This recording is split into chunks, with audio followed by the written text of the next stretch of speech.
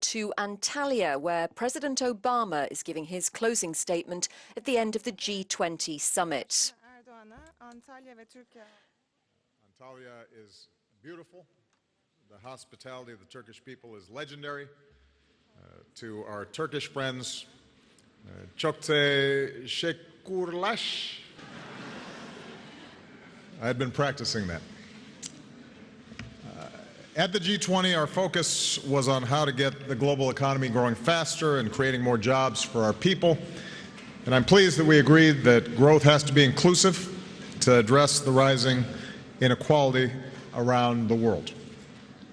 Given growing cyber threats, we committed to a set of norms drafted by the United States for how governments should conduct themselves in cyberspace, including a commitment not to engage in the cyber theft of intellectual property for commercial gain. And as we head into global climate talks, all G20 countries have submitted our targets, and we've pledged to work together for a successful outcome in Paris. Of course, much of our attention has focused on the heinous attacks that took place in Paris. Across the world, in the United States, American flags are at half-staff in solidarity with our French allies. We're working closely with our French partners as they pursue their investigations and track down suspects.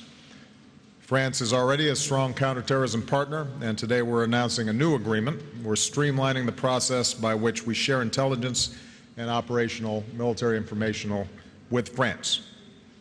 This will allow our personnel to pass threat information, including on ISIL, to our French partners even more quickly and more often, because we need to be doing everything we can to protect against more attacks and protect our citizens. Now, tragically, Paris is not alone.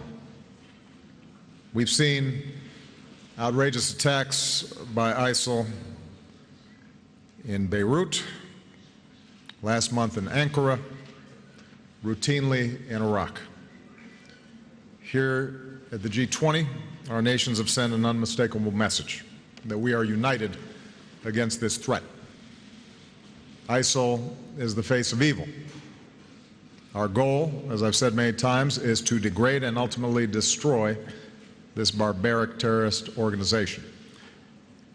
As I outlined this fall at the United Nations, we have a comprehensive strategy using all elements of our power: military, intelligence, economic, development, and the strength of our communities.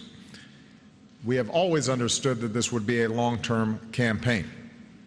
There will be setbacks and there will be successes. The terrible events in Paris were obviously a terrible and sickening setback.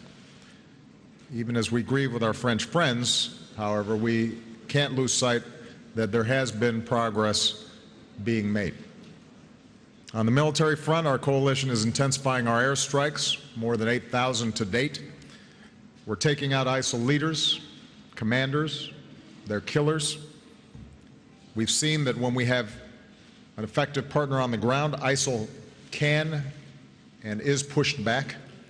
So local forces in Iraq, backed by coalition air power, recently liberated Sinjar. Iraqi forces are fighting to take back Ramadi.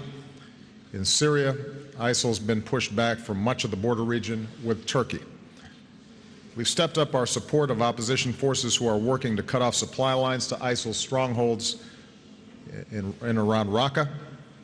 So in short, both in Iraq and Syria, ISIL controls less territory than it did before.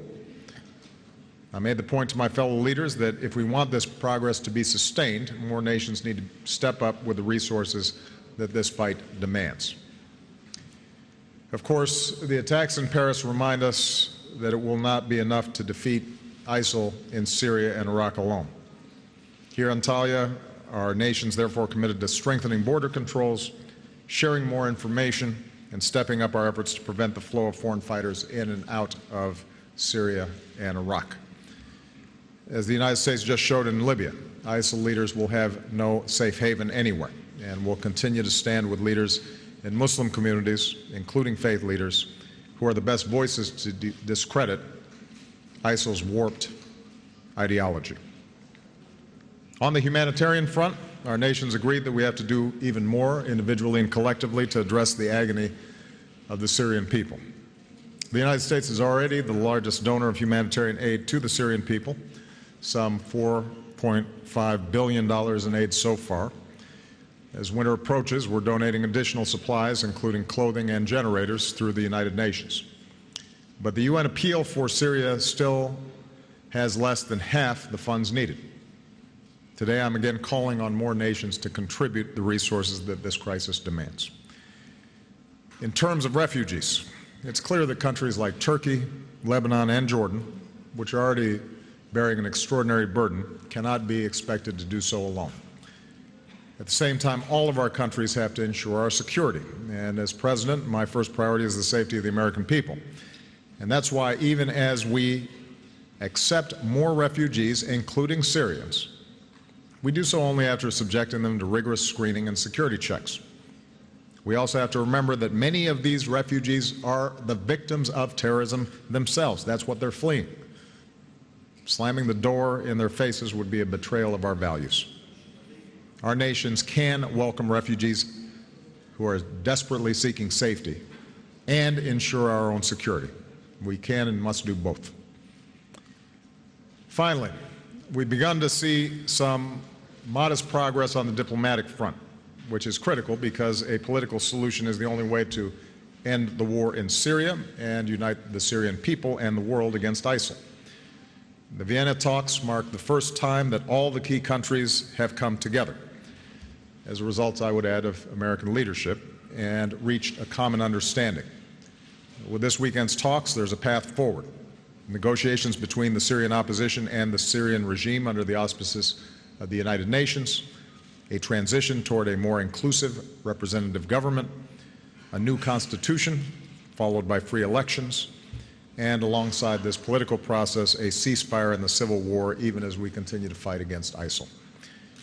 These are obviously ambitious goals. Hopes for diplomacy in Syria have been dashed before. There are any number of ways that this latest diplomatic push could falter, and there are still disagreements between the parties, including, most critically, over the fate of Bashar Assad, who we do not believe has a role in Syria's future because of his brutal rule. His war against the Syrian people is the primary root cause of this crisis.